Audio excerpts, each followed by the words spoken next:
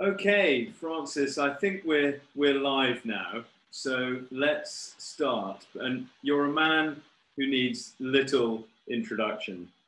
Your style of Well, cooking has become a global phenomenon, and your appreciation for working with the elements have earned you worldwide recognition. Thank you for joining us, Francis. well, it's very nice to be here. I'm very honored. Thank you. It's incredible that you're sitting in a warm summer. I'm sitting in a freezing winter. So I think that's very nice. The miracle of modern technology. Yeah. And today's conversation is organized by Satopia Travel as part of their Dare to Dream series of virtual events.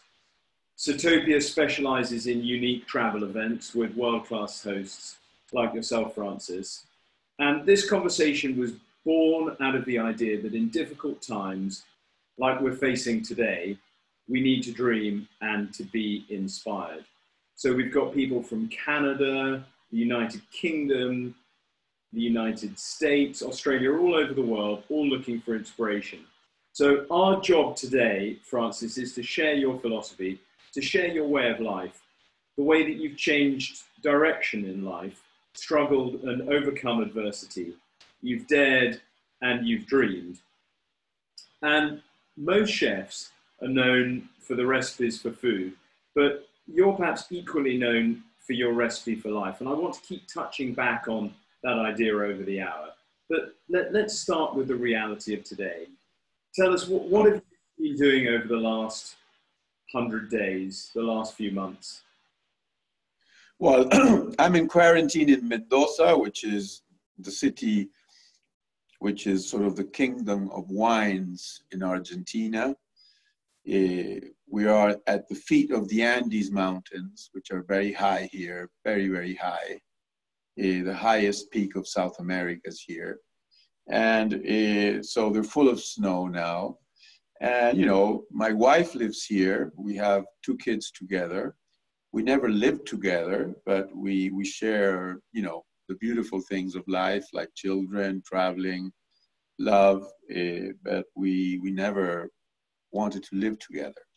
But anyway, so this brings me to the thought of silence. You know, I think that silence has been a very beautiful ingredient in these last 100 days, as you say, because in a way, everybody around the world, we had to sort of embrace ourselves and think about what's happening, about who we are, about how we lived in the past and how we want to live in the future.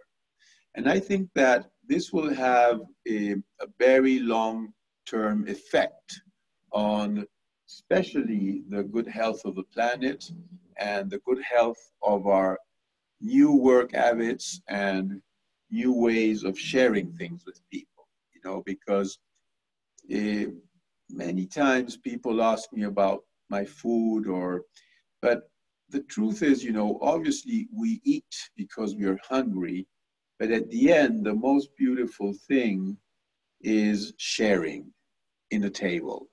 That's the true realm of food because, you know, if by the way, the food and the wine was delicious, much better. But even if we are eating a boiled potato with some onions, some vinegar and capers and I don't know, something else, something simple, food and wine takes us to this theater of thought where we can express ourselves. And when we talk in a table, we get more witty, we're more adventurous about our thoughts. And I think that's the true beauty about eating.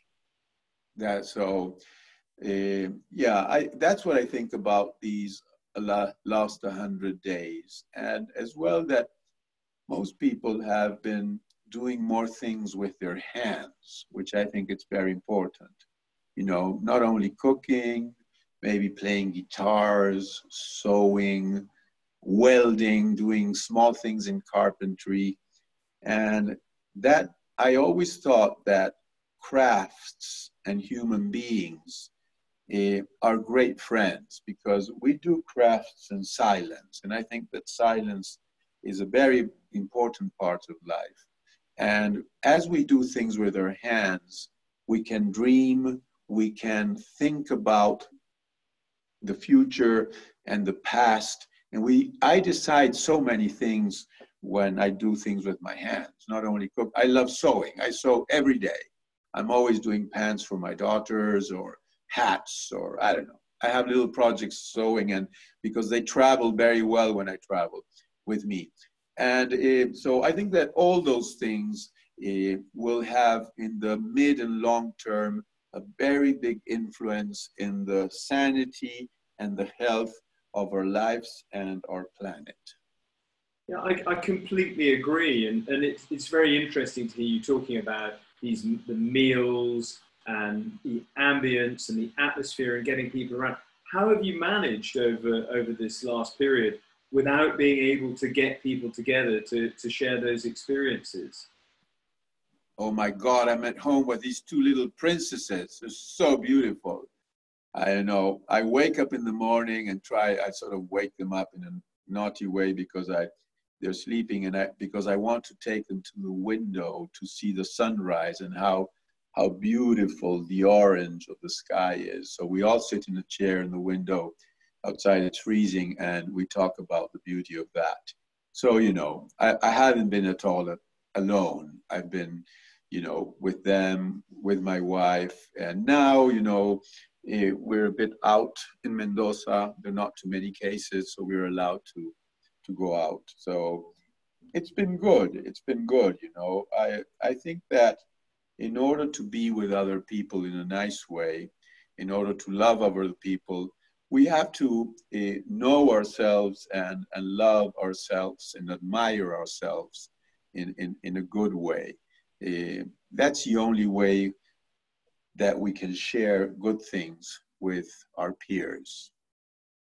So an amazing, precious time with your family. I mean, in some ways, does that remind you of your childhood growing up in Patagonia? Well, it certainly did, because we were raised in a very sort of remote place. We lived near a town, but it was quite remote, our home, in the middle of the wilderness. We had a little a house that was hanging over a lake that was constructed, in the 20s by an English family. And my father bought it and we lived there. And the language of this house was fire, because as kids, we had to start in the morning the cooking stove with fire, with logs to make breakfast. Then we had to start the fire to heat the water in the house. And then we had to start the chimneys. So, it was a bit of a bore because there was so much fire and logs, and we were always chopping wood and this and that. But it was very beautiful. And we lived, very, very sort of together and in a very intimate way, as we did in the last 100 days, cooking and talking and sitting in the winter out in the sun. Do you think there are elements of that childhood, that upbringing that sort of still stay with you today and you're passing on to your family? Well, certainly, yes. I feel that that childhood taught me an unspoken language. It's the language of the climate, of the beauty of Patagonia. It's unexplainable, but when I'm in Patagonia and I look into the mountains, I can read what the clouds are saying, what the rivers are saying, what the lakes are saying, the trees, the bushes. And that has been my healing over and over in my life. Every time I'm worried or I have something to solve, I just go back to that childhood and I remember that. And that is a language that has always helped me out in difficult times. And it's a very beautiful language. It's a language that takes a long time to learn. It's like, it's like if I stand outside in Patagonia and I look into the mountains, and I have a relation with that I can't explain. I can read what I see, and it's very beautiful. I can see that, being at one with nature. It's a lovely gift to have. And I have to ask this question. I'm sure you get asked this a lot, but what's your Madeleine moment? What's the taste that takes you back to your childhood? Well, I liked very much to be on my own. You have to think that in the morning we traveled in a bus we left home at 6 a.m. walking for about 1.5 miles to a bus. It was dark, it was beautiful, it was cold some days, snowing. And then we would go to school, and my dad gave us money to pay the bus to go to school, but not on the way back. So the way back we hitchhiked. And we were constantly rolling in the grass, waiting for a car to go by. It was very beautiful. And, so those are the things I remember from my childhood that I think are very, very important. They gave me a structure and a knowledge of and beauty of solitude, which I think is one of our biggest assets. I think that the biggest assets we hold in life are the knowledge of solitude and words and languages. Words and languages are the most beautiful thing because we take them with us everywhere when we travel. They take no space, and they tend to improve with age. As we grow, we have more words, and languages give you this beauty, this beauty of watching the world in a different way. If you speak many languages, it's so rich what you have in your mind because of the expressions and the cultures of different languages. They just help you be more narrative about what you see. I totally agree. And interesting, you mentioned your father when you were hitchhiking back from school, because I think I read that it was your father was a physicist, and that was what brought your family to Patagonia. I'm really interested to know what do you see an element of physics and that in your cooking? Do you see your cooking as a science or an art? No, neither. I see it as a craft. I haven't been a very academic man. I left school when I was 13, and I left home when I was 13. So I never studied really. I learned how to write and how to read. And we had a very nice upbringing at home, full of scientists and so on. But I believe in the joy of everything possible. And that's what sort of pushes my life in every step of everything I do. I love the idea that everything is possible. And every morning when I wake up and step out of bed, it's the best moment of the day, because I say, God, I'm so lucky. I have another day to make love to this beautiful life. The hills, the ladies, the food, the wine, the joy of getting dressed, like today. Every morning for me is a statement of what's going to happen. When I look into my clothes and I say, well, this is my plan for today. So that's the sort of life I lead. And I believe in crafts. I believe that crafts, I obviously am very respectful about the academic world and scientists and people who study, but I haven't gone by that path. My university has been cinema, the movies. Everything I know, or most of what I know, I learned it sitting in a chair watching a movie 100 times. And that has been very, very inspiring in my life. Well, that's lovely to hear. Well, I can agree with you. I think cooking, and certainly the way you cook, is definitely a fine craft. But and what was it that set you on the path to that craft? Was there a defining moment that you can recall that set you on that path? Well, at age 16, I moved to California because I was following the beautiful music of the late 60s. You know, it was a very strong call for me, what was happening in the world with the horrible Vietnam War and so on. I was never an activist, but music was something that really pushed me. So I moved to California and I did odd jobs there.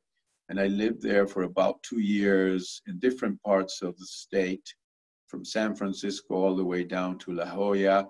And after, you know, when I was 18, I came back to Argentina, and a friend of mine invited me to do a restaurant with her. She had studied cooking in France. And that's how everything started. And when we opened that restaurant, I realized over a couple of years that I was really in love with cooking, that I really liked it. And I admired greatly France because of the cooking they had. So I started traveling to France for short trips and starting to feel the beast that inhabits that country, that beautiful beast that it's temptation, irreverence, harmony, it's everything. You know, France holds, you know, Paris holds, Paris is for me like a lover, you know, a lover that she's never been my lover, but it's like when you're in love with this lady and you say to her, can I see you tonight? And she says to you, oh, Francis, call me tomorrow. And then tomorrow you call and she says again, oh, I'm so busy, maybe next week. So Paris and France has kept me in haste all my life, waiting. And that's the most beautiful thing we can do in life, is to be patient and wait. Because as we wait, we learn. So that's a bit how everything started. And then I finally moved to France for some years, and I really learned to cook there. And, you know, and my cooking life started. I started at age 18. I'm 64 now. God, it's been 46 years. Well, I mean, that's an incredible story of how you began. But, you know, and I think if you read accounts of people that have spent time with you in Patagonia, and I've certainly read a lot of travel writers talking about their experiences, the one thing they have in common, they all talk about having life-changing experiences, pivotal moments and realizations while they're with you. And, you know, you made this distinct pivot in your life. You went from the sort of the Michelin-starred cooking that you'd learnt in Paris, the incredibly refined and manicured cooking, to your distinctive style now, the sort of primal and pared back. I think we can see a photo of there. What was the moment that you had that realization that you wanted to move your style of cookery in a different direction? Well, when I was 40, I received this very beautiful prize in Paris, which is called Les Grands Prix de l'Art de la Cuisine. And, you know, it was a special moment because most of the chefs who had been the masters in teaching me in the 3-star restaurants that I worked had received that prize. So I was happy. I was so proud. And after that, next day, I remember that I was happy. I was honored, but I was sad as well. I found myself with tears. I remember, like, I went to Barcelona and I was on my own walking in the streets for a couple of days. And I said, what's wrong? And nothing was wrong. I realized that I had to find my language of cooking, and that that period of cooking French food was over. So basically what I did was to kneel down and pick up the memories and the tools of my childhood, of the fires. And I started studying with some anthropologists the cooking of the natives of South America, of certain areas of South America, the cooking with fires of the gaucho, which is our cowboy, and the cooking of fires of the immigrants. And I embraced all that, and I put all that together in a pot.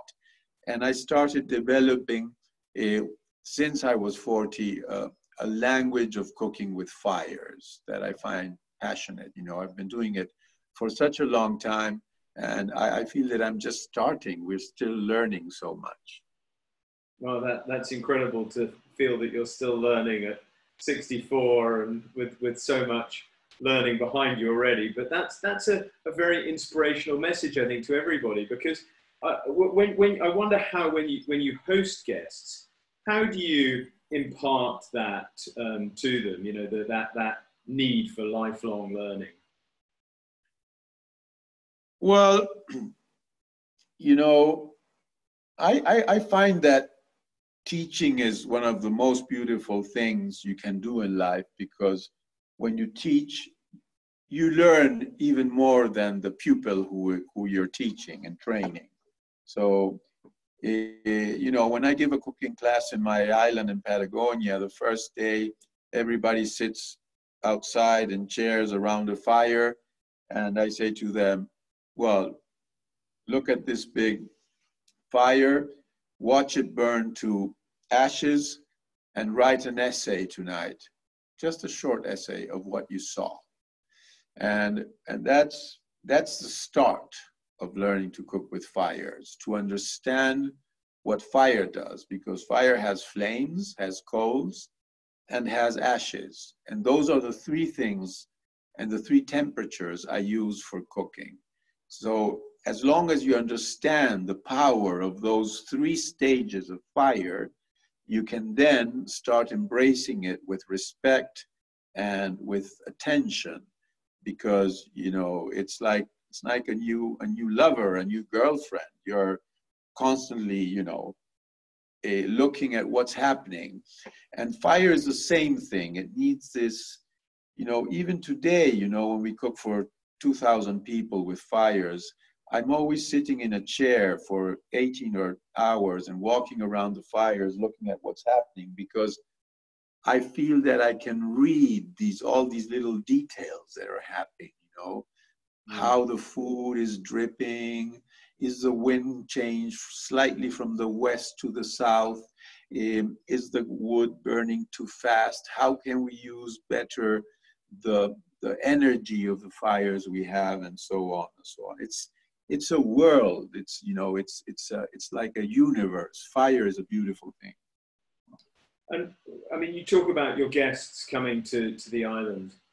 What do you think their first? I mean, I should say, you have this beautiful remote home. Those people listening to this conversation who've seen Chef's Table will have seen a little bit of it where that episode was filmed.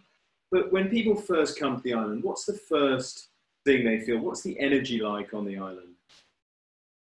Well, people know that they're going to a very remote place where we have, no phone lines or internet. We obviously have satellite phones for emergencies and so on, but so it takes a day or two to really get into the mood of what's happening, So we go for long walks. In the season, we go fishing. We do a lot in the winter of cross-country skiing in the beautiful valleys. And we enjoy the seasons of Patagonia, which are very different and very, very, we have the beautiful summers. I love the winter. Sometimes we get up to 2 meters of snow in the island in winter. And when you get snowed in, and you have to sort of make a cave to get out of the house, it's so beautiful. And people, many people go to learn how to cook with fire, and many people go for just the enjoyment of being there and sharing, you know. So I think that those are that's the aim of those travel trips, you know, learning how to understand fire and iron and ashes and coals and flames and taste, and how the different things you cook react to fire. And then as well, the beauty of sharing, of reading books, of watching incredible films, and walking in the mountains.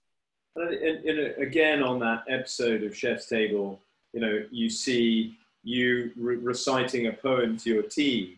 And I think you do come across as a teacher almost, you know, but it obviously goes a lot further than just cooking. So I wonder what it is that you feel people leave the island with, you know, more than that understanding of how to cook with fire. Well, you know, I think that life is a mix of so many things, you know. Just think of the life of a chef. A chef is a man who trains in chopping and cleaning, in pots and pans and heat. And once you learn that, and you're technically a great chef, what is the next step? The next step is to break the roof in order to keep on learning on your craft, which is cooking, is to break the roof and look out and learn about literature, music, a bit of sciences, languages, you know, to become a generalist in life. And that will take you to a next stage of cooking. If you stay being a technical master of cooking, it's such a bore because there's nothing ahead.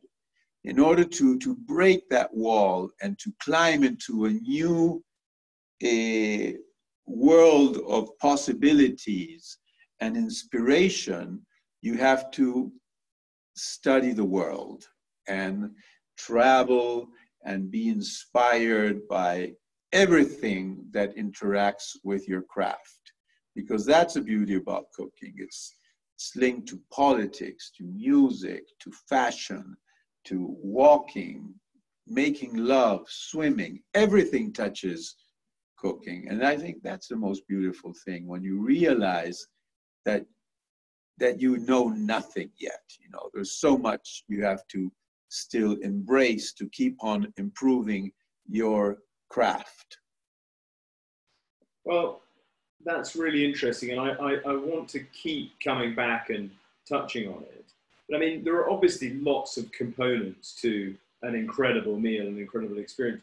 Do you think the ambience, the atmosphere of a meal is as important as the food? Oh, certainly. I would say it's 70%. 70%. The scene. I remember when the first time I was attracted to cooking and food was when I was probably 8 years old. We were invited in Patagonia to this house for lunch of a count and his wife. And when we got there, there was this beautiful table under a tree, and there were flowers on the table, and there was classical music, and everybody was dressed up in a special way. And I just opened my mouth and I thought, well, this is the most beautiful thing I've seen. And I can't remember a thing about the food, nothing, but I do remember that scene. So many times when I'm in my restaurant, I just like to sort of look into the dining room without being seen and look at the scene and remember that first impact I had from my childhood, from that table under the trees. And that's a beauty. And it doesn't mean that you need silver candlesticks or linens from Russia or, you know, I don't know, glassware from Austria. Maybe you can be sitting under a tree with a friend, eating out of tin plates, but there's a message in what you prepared. So, you know, the beauty of life are contrasts. You know, if you always sleep in a 5-star hotel, you're a very boring person. Yeah. But if you sleep, you know, one night there and one night under a tree, you know the opposites of life and you enjoy both. And we need both. Harmony and comfort is one of the worst enemies of humans. Comfort, especially. Comfort is something, once you're comfortable, you're dying. You have to get out of that chair. You have to suffer. You have to walk and lean the curves of the edges, as I say, living at the edge of uncertainty. In order to grow, you need to be there. You know, comfort is, you know, just saying, well, I've done it. Here I am. Now I'm going to relax. Then you start dying. Well, I mean, that absolutely resonates with me, and I couldn't agree more. You've got to have one to experience the other. And it's also very interesting what you say about comfort, because when we were first introduced by Satopia, one of the things that you said to me that really struck me was you didn't want to know the questions that we were going to do, or the topics we were going to talk about today. And I just wonder, you know, how important is spontaneity to you in life generally, as part of a meal, as part of the ambiance, the energy? Well, I think that spontaneity is very important in everything, you know, in life, in work, in love. You know, we make plans because we are humans and we like to make plans. But the beauty about plans is that they're made to be broken, to be changed, you know. So, you know, you have a plan with your wife and one day you look at her and you say, we have to change this. We have to do something different. If you walk into a very difficult business meeting with a plan, exact plan of what you're going to say, you won't succeed. I mean, you know what you're talking about, but you just have to let things happen in a way, you know. You can't follow a plan in everything you do. Mm. No, I agree. So what I'd be interested, there was, you know, spontaneity. I think I heard a story that a spontaneous knock on the door in Patagonia has sort of led to a trip to Scotland. I wonder if you could tell me a little bit about how that happened. Well, you know, when we started making many plans with Satopia, with his company, beautiful company, who invited both of us today to be part of this talk, they have as well as a travel company, a true romance with life. That's what I feel, you know.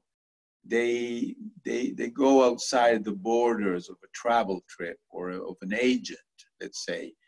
They try to reach thoughts and places and feelings and tastes and winds. They try to take people to places where they can have experiences that will make a question mark on their lives.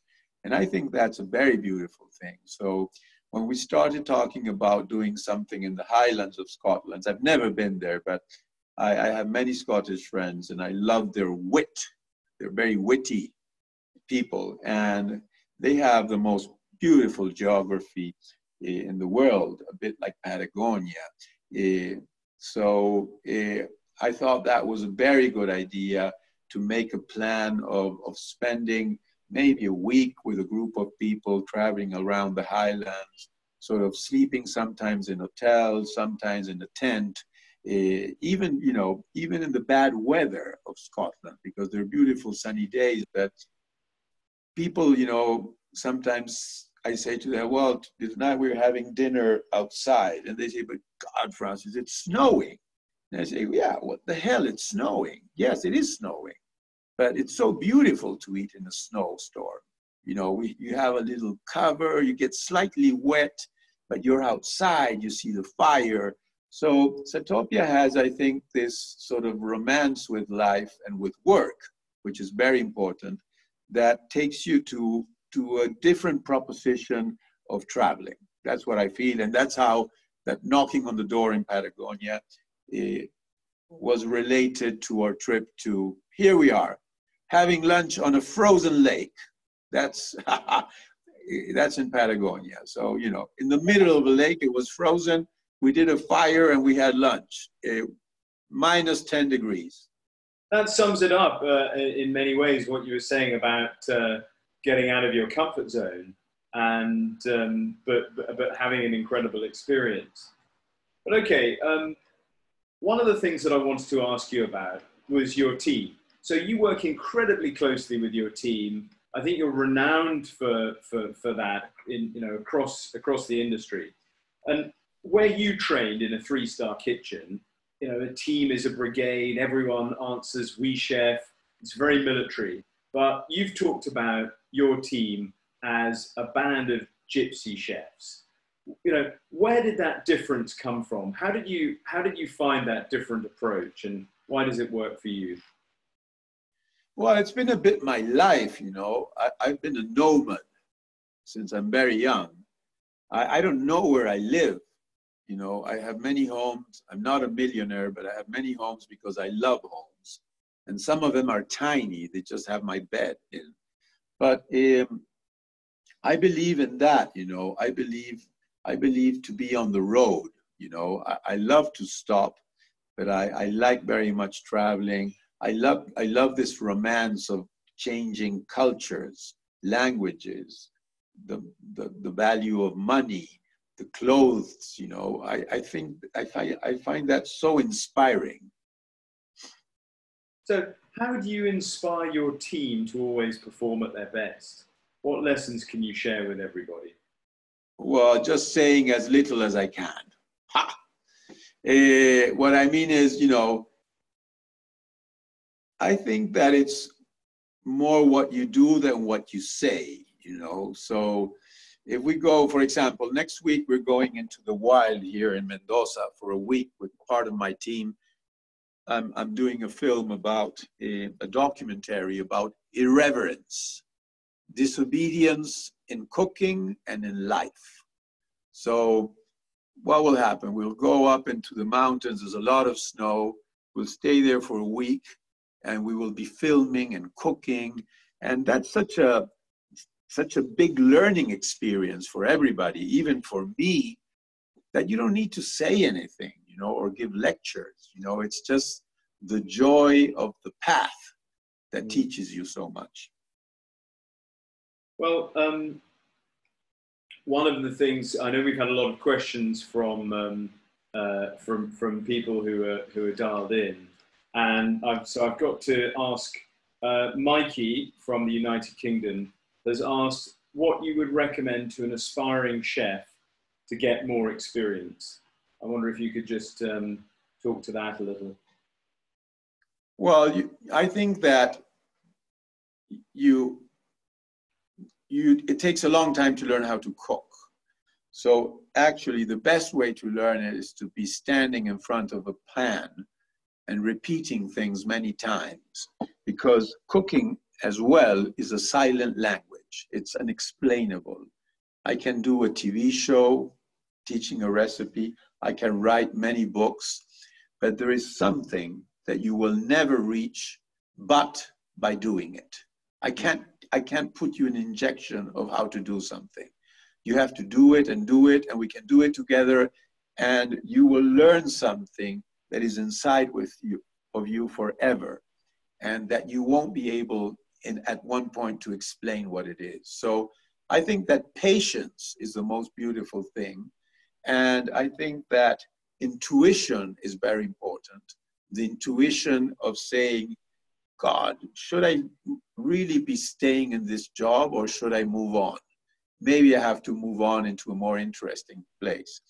So, you know, I think that all those things are important for young chefs, but patience is very important, and especially trying to learn the roots of cooking, you know, not trying to be directly a modern chef doing modern things. In order to do modern things, as Picasso did, you know, when he was doing Cubism, he could perfectly, without picking up his pen, draw a body of a beautiful lady. But you can't go, he didn't go directly into doing Cubism. And that happens in everything in life. You have to learn the roots of whatever your craft is in order to reach a special place and make innovations. So muscle memory, patience, and start with the basics. Okay, well, I think that's pretty good advice. So I also wanted to talk about dreams, challenges, and the future as well. So there's a quote that I love, which is, it's better to fail while staring greatly than be one of the timid souls who knows neither victory nor defeat. And it strikes me that your philosophy in life is quite similar to that, about honesty, truth, challenge, and stepping outside your comfort zones. I wondered, you know, you've dared in life and you've taken those steps, but was there ever a time that you were afraid of failure, but you carried on regardless? Yes, you know, many people look at me and think that my life was a success. It hasn't. I failed so many times. I started so many restaurants that were a failure. I was in trouble so many times. And I've been in glory many times too. And that phrase that you read is of Teddy Roosevelt, the President of the United States. And he said, you know, in the opening of the Panama Channel, he said, because which a lot of people suffered a lot from that work. And he said that, so the honors belong to the people who are with blood and tears, striving in the mud in order to get to a dream.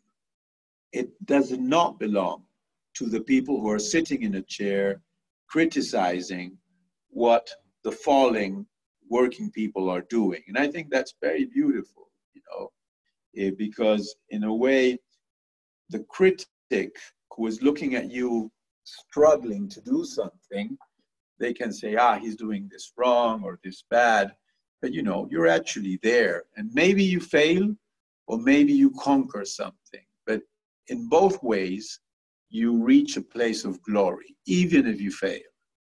Yeah. I couldn't agree more. You know, I think that's obviously something that you've taken with you in life. But and looking back on those challenges that you faced and overcome, or sometimes failed, but you know, you're the man in the arena. You know, looking back, were there any moments that if you'd done things differently, things would have turned out in a different way? Well, you know, when I started going strong with fires, it was 2007 when I wrote this book called 7 Fires. And everybody in the world, every chef was doing, not everybody, but most of them were doing molecular cooking, you know, this incredible, beautiful sort of language that Spain created with Ferran Adrià and so on. And I went against that, not fighting it, but I just said, no, this is beautiful too, lighting a fire and doing a steak. And at the beginning, it was very difficult because people were sort of saying, but this guy's crazy. Everybody's going this way. He's going the other way.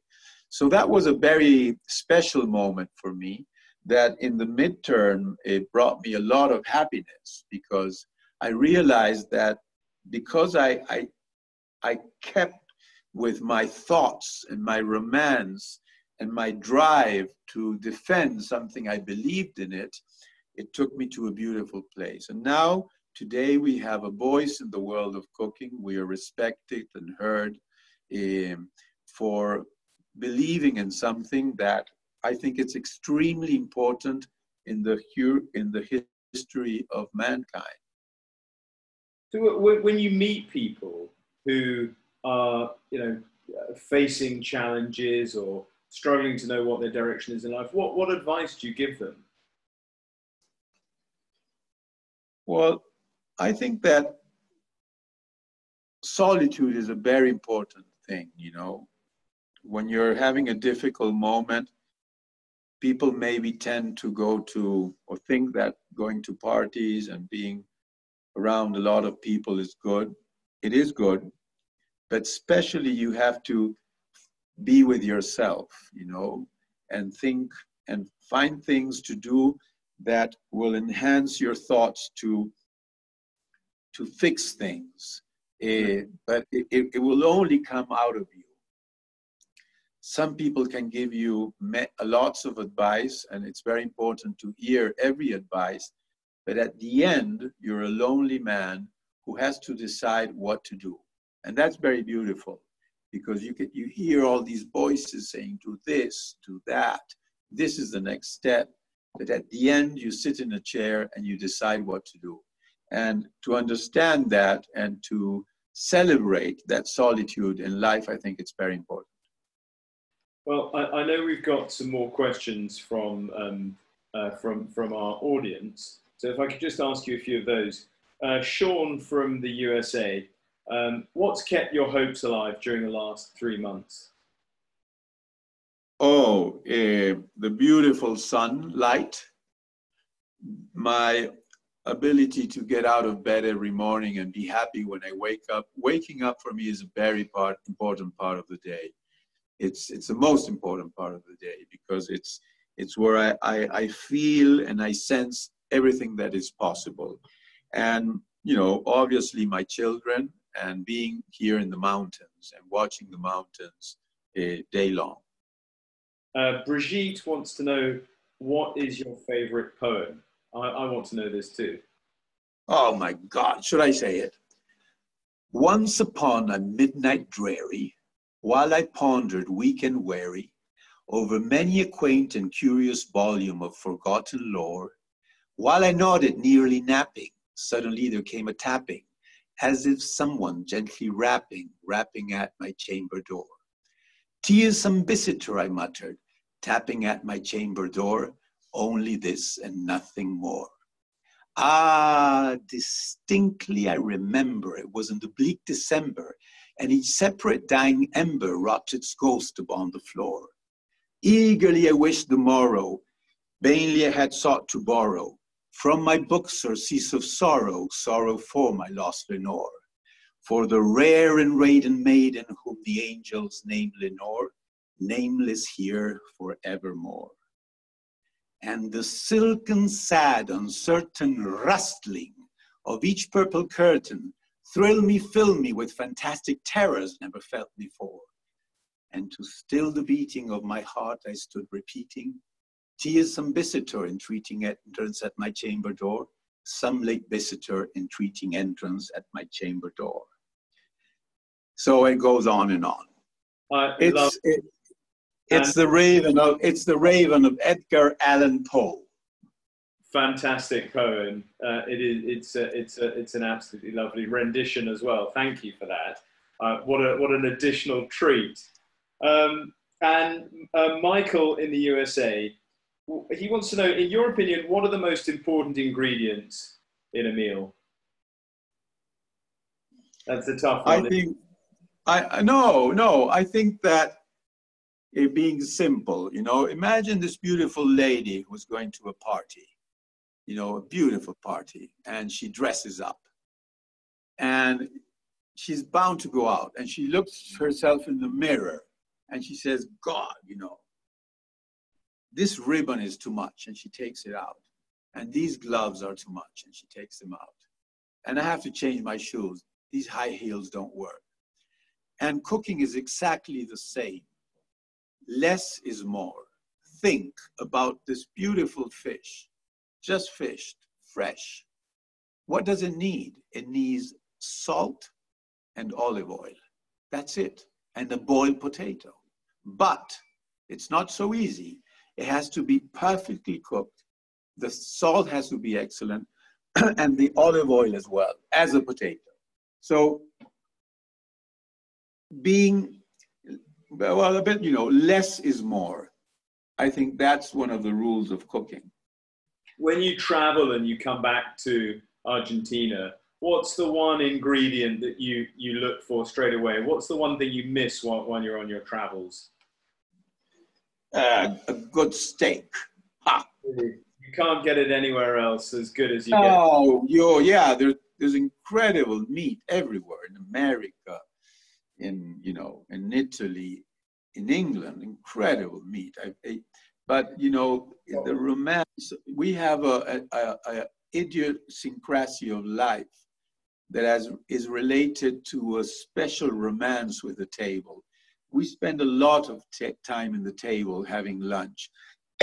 And after lunch, we stay in the table, with the dirty napkins and the breadcrumbs and the empty glass of wine, and we talk and we discuss and we fall in love with life. And I think that's one of the most beautiful gestures of Argentina, the way we spend time eating.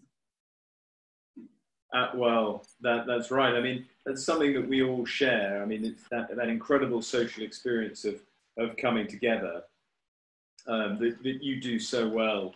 But moving on to travel, travel has played a huge role in your life. And you've lived and worked in France, as you said, the US as well, Argentina, and obviously at the moment we're all locked down, we can't travel. But as soon as that finishes, what do you think the first place you're going to want to travel to when you're able to again? Well, probably to my island in Patagonia, because it's winter and I'm longing to see those meters of snow and get my skis out to do a Langlauf in the forest. So that's what I would like to go as soon as I can. I can't yet. I think we're looking at a photo of your island now. That must be, I think now we're looking at it in winter. So you put the cross-country skis on and you do a little tour around? No, I go to the mainland and I take it very easy. I usually take my dog with me, and we go for, we take long paths. I mean, there's no path. We just go into the forest and take rides for 2 or 3 hours and maybe cook lunch and come back and so on. And is it that solitude that you're looking for? Is that where your inspiration comes from for your next meal, your next creation? Yes, well, it's more at dawn, I wake up every morning at 4:35. I go to bed very early, but at 4:35, I wake up and I start with a big jar of tea.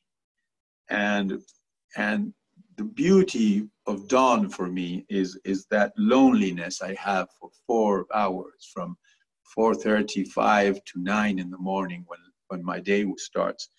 And, I work a night shirt. If it's winter, I'll maybe have a little thing on my shoulders. And that's a time when I write a lot. I write for a newspaper in Argentina every Sunday for many years, and I write stories. I write my dreams, and I enjoy that much, very much, and I do it at dawn. Well, I've really enjoyed looking at your beautiful home behind you as we've been talking, to see that you take a lot of inspiration from art and living in a lovely environment. But you have a lovely home and lovely homes that you mentioned. But what do you think drives you to travel? I think it's like it's the inspiration of something new, When I go to cook to Russia or to China, I wonder what sort of logs am I going to have? What sort of products am I going to find? How will the people be? How we will communicate? It's this beautiful window of possibilities traveling. Who was it? There was a French philosopher who said something beautiful. He said, "Was this what travel meant? Traveling through the deserts of my memory. And I think that's very beautiful. That was Claude Lévi-Strauss. So, you know, it's like your memory is like a desert. And when you travel, you know, it's open there and all these things come in and they mix up with the past, with the future, with everything possible. I think for me, you know, one of the most enjoyable things about travel is meeting other cultures, understanding about them, but also the food as well. I mean, that must be an important aspect of travel for you as well. Yeah, well, food, you know, traveling, it has a very vain part of it because, you know, I remember being in Vietnam for, you know, quite a long time, or in Bhutan in the Himalayas. And, you know, sitting in a car, traveling from hotel to hotel in Bhutan, watching the beautiful rhododendrons and magnolias in April, everything in bloom, all the mountains in bloom. And yes, you know, you die of love and of inspiration. But the vain part about it is that you were like a fly or a bird flying through those forests. And what stays with you is not too much. You know, travel should be more profound. Like if you go to a place and you really fall in love with it, you should stay there for a year or two to really understand what it is. If not, that feeling of being in a car and watching all these beautiful things, lakes, forests, flowers, castles, it's vain in the way that you will never embrace the depth of why that place is like that. It has to be immersive. Yeah. Well, I mean, that's an absolutely lovely place to end this conversation, which I've really enjoyed. The insight into your philosophy, your poetry, your home, your cooking has been just lovely and has left me feeling very inspired personally. And okay. Thank you.